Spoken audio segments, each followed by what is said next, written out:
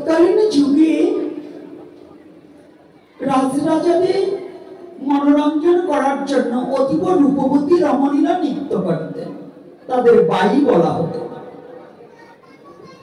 তো কর্মা রূপবতী বটে, কিন্তু অতীব হত দরিদ্র।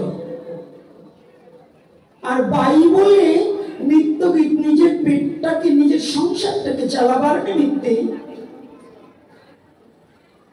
কর্মা নৃত্য গীত করে বেড়ায়, কিন্তু কর্মাকে কেউ বিয়ে করেনি। ঘৃণিত, সমাজের অবহেলিত ওই বাইকে বিয়ে কে করবে গো?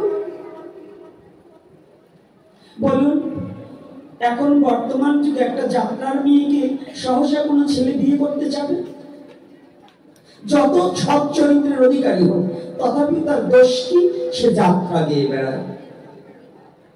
কিন্তু ওই যাত্রার মাঝে কি ভালো মানুষ নেই? বাইয়ের মধ্যেও তো ভালো মানুষ আছে, বাইজির মধ্যেও। কর্মা মনে মনে চিন্তা করছে, আহা, জীবনে তো আমাকে মা বলে ডাকার কেউ থাকলো না, আর সমস্ত মায়েদের বিবাহ হচ্ছে, ওদের সন্তান আছে, ওকে মা বলে ডাকে, ওরা সন্তানকে কত সুন্দর আদর করে, ভালোবাসা দেয়। কিন্তু আমি যে একটা সন্তান কোলে নিয়ে যে একটু ভালোবাসা দেবো, এমন তো জগতে আমার কেউ নেই। হঠাৎ করে কর্মা এক মেলায় গিয়ে ছোট্ট গোপালের একটা মূর্তি এনেছে।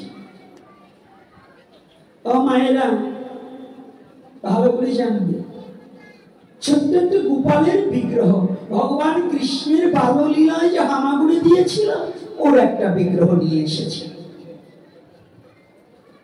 কর্মা মনপ্রাণ দিয়ে গোপালকে পুত্র রূপে ভালোবেসে ফেলেছে। কর্মা সারা রাত নৃত্য করে যে দুটো পয়সা পায়, সকালে এসে রন্ধন করে, যদি কোনোদিন দূর হতে আসতে দেরি হয়, কোনোদিন স্নান করে, কোনোদিন স্নান করে না, কিন্তু রন্ধন করে আগে গোপালের সম্মুখে ভোগ লাগিয়ে বলে, লালা, ও লালা, আমি সারা রাত তোকে একলা রেখে চলে গিয়েছি, তুই কি ভয় পেয়েছিস বাবা? এই তো আমি এসেছি, আমি যাহা কিছু দিয়েছি তুই কৃপা করে একটিবার গ্রহণ করলাম।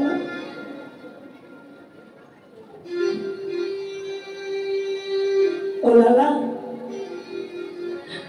জানিস এই জগতের মাঝে তুই ছাড়া আমার আর জগতে আর কেহ নেই।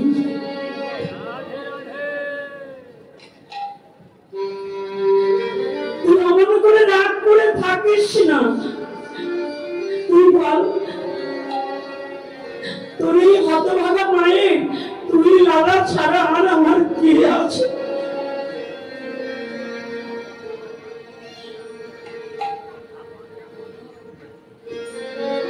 দুটি চোখের জলে কর্মা বক্ষ প্লাবিত করে ভগবান বললে, আমি সব সয়ে নিতে পারি, আমি সব সয়ে নিতে পারি, কিন্তু আমার ভক্তের চোখের জল আমি কোনদিন সইতে পারি না।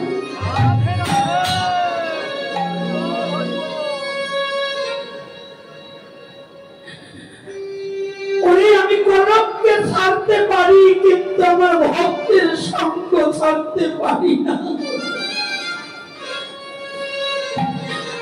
আমি কনককে পরিত্যাগ করে দিতে পারি, বৈকুণ্ঠকে পরিত্যাগ করে দিতে পারি, কিন্তু আমার শুদ্ধ ভক্তের সঙ্গ ছাড়তে পারি না।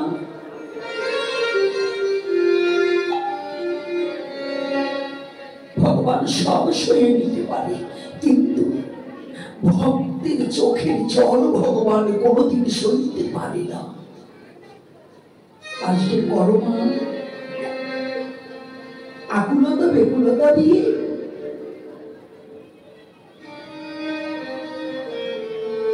চোখের জল ছেড়ে দিয়ে কাঁদছে, এমনি প্রতিদিন কাঁদে, কিন্তু গোপাল মা কর্মার কাছে বাধা পড়ে গেছে।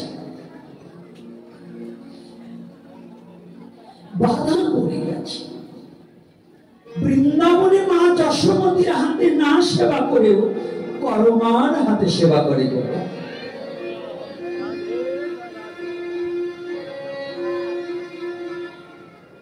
এমনি করে প্রতিদিনই ভোগ লাগাচ্ছে, কিন্তু হঠাৎ করে পাশের বাড়িতে নৈষ্ঠিক ব্রাহ্মণ, নৈষ্ঠিক ব্রাহ্মণ বুঝতে পেরেছেন? মানে যাদের খুব নিষ্ঠাচারিতা আছে, যারা খুব শুদ্ধ ভাবে, ব্রাহ্মণ হলেই তো হবে না, বৈষ্ণব হলেই তো হবে না, যদি তার শুদ্ধচারিতা না থাকে, নিষ্ঠা না থাকে, যদি আচরণে ভালো না থাকে, ব্রাহ্মণ বলে জন্ম নিলেও ব্রাহ্মণ নয়, বৈষ্ণব হলেও সে বৈষ্ণব নয়, যদি তার শুদ্ধতা না থাকে। নৈষ্ঠিক ব্রাহ্মণ তাকে বলছে যার নিষ্ঠাচারিতা আছে। কষ্ট পাবেন না যদি কোনো ব্রাহ্মণ বাবা থাকেন, আমি ব্রাহ্মণকে দণ্ডবোধ করি, সম্মান করি, কেউ কষ্ট পেয়েন না। নৈষ্ঠিক ব্রাহ্মণ তো এখন পাওয়াই বড় কষ্ট। এখন মুরগি খেকো ব্রাহ্মণ এবং মুরগি খেকো সাধুই বেশি পাওয়া যায়। এই মুরগি খেকো ব্রাহ্মণ তার কখনো নৈষ্ঠিক ব্রাহ্মণ হতে পারে না। কি বাবা পারে? মা পারে? পুরো তো অনাচার। তৎকালীন সময় করমার বাড়ির পাশে নৈষ্ঠিক ব্রাহ্মণ, শুদ্ধ আচারী ব্রাহ্মণ। তো সকালবেলা অনেকে দূর থেকে সারা রাত নৃত্য করে করমা এসেছে, কাপড় ছাড় দেওয়ার সময় হয়নি, বেলা হয়ে গেছে। আমার ভালোবাসাটা একটু বুঝবে, আজকের এই কথাটা হরিকথার মধ্যে একটু ভালোবাসাটা বুঝবে, ভগবানের প্রতি আকুলতা বেকুলতা, ভগবানকে কেমন হলে ভগবানের আপনজন হওয়া যায়, কেমন হলে ভগবানকে আপন করা যায়, কথাটা কিন্তু একটু বুঝে নিতে হবে। আমাদের মধ্যে না ঠাকুর ঘর আছে, আসন আছে, ভগবানের বিগ্রহ আছে। অনেক মায়েরা বাবারা সারা দিনে ওই সব কাজটা সেরে যখন 3টা বাজে তখন স্নান করে এসে এত বড় একটা থালায় এতটুকু একটু চিনি আর এত বড় একটা তুলসীর পাতা, এত বড় থালা, থালাটা বুঝবে, এত বড় থালা, আর ওর উপর দেয় ভারতবর্ষে হইলে একটা নকুল দানা আর বাংলাদেশে হইলে এতটুকু চিনি। মানে 3টা পিঁপড়ায়ও ভাগে পায় না। আচ্ছা, দেওয়ার পরে তারপরে কি জানেন, 4 ঘন্টা জোরে জোরে বাজার উলুর ধ্বনি দেয়, বেলা বাজে তখন 3:30। এরকম আছে কি না বলুন? আছে না? এ কি ভগবানকে ভালোবাসা না ভগবানের নামে ঠকবাজি করা, চুরি করা? কোনটা? ঠকবাজি না? তুমি যদি ভগবানকে তোমার সংসারের আপনজন মনে করো, ঠিক তোমার ছেলেকে তুমি 4 বার খাইয়ে নিচ্ছ, তোমার স্বামীকে তুমি 2 বার খাওয়ালে, তুমি ঠিকই সকালের থেকে দুপুর পর্যন্ত আরো 2-3 বার খেলে, অথচ ভগবানের কথা তোমার মনেই নেই।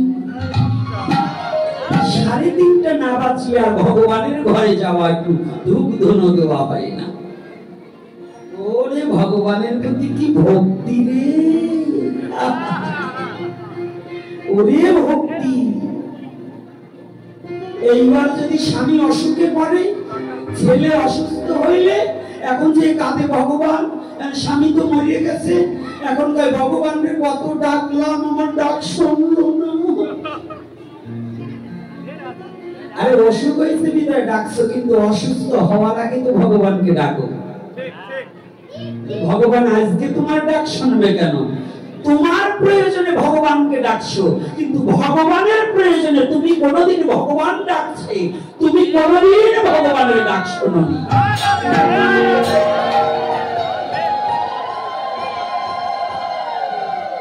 কলির যুগে ভগবান ডাকে, সত্যতা তারপর 3 যুগে ভক্তরা ভগবানকে ডেকেছে।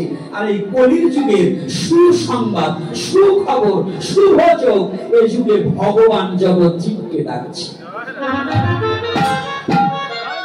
সত্য, এই যুগে ভগবান ডাকছে না জীব ডাকছে? কে ডাকছে? তারপরে ভগবানের ডাকে আমরা সাড়া দিচ্ছি না, দিচ্ছি না, একটু দিচ্ছি। তাহলে আমাদের এই যে দুরবস্থা, কেন দুরবস্থা হচ্ছে? ভগবানের কথা, আমি যদি ভগবানকে ভুলে যাই, ভগবানও তো আমাকে ভুলে যাবে। কি যাবে কি না? কি কথা খারাপ লাগছে না তো? কষ্ট লাগছে না তো আপনাদের? আমি এবার একটু উচিত কথা বলার লোক।